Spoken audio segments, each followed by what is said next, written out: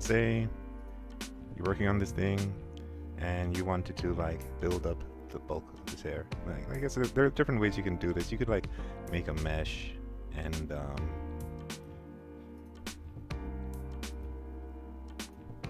extrude it from the scalp or something.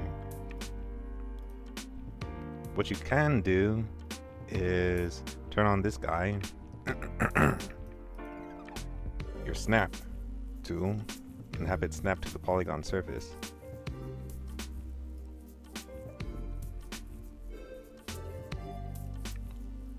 And just tweak it until it looks nice.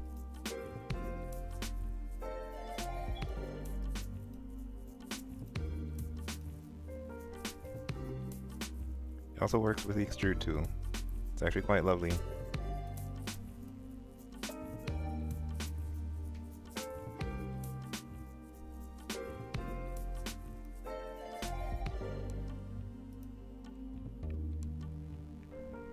So let's say you got your hair like built up here, you made it all nice and stuff.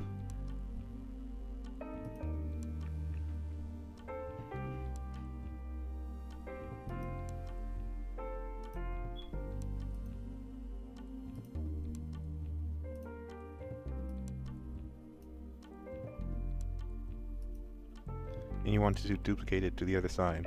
What you can do is take that NURBS path and apply a mirror modifier.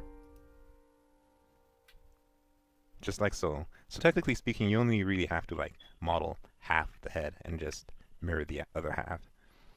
I think this is like a basic modeling strategy. Just model half, not the whole thing.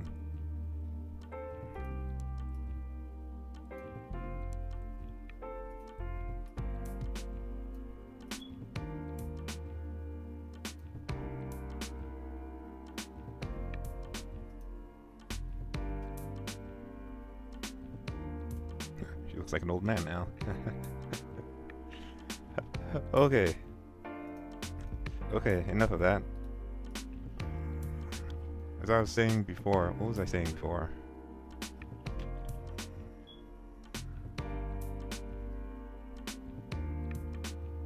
Posing, you'll come to discover that posing these hair clumps is basically one of the most difficult and the most time-consuming steps.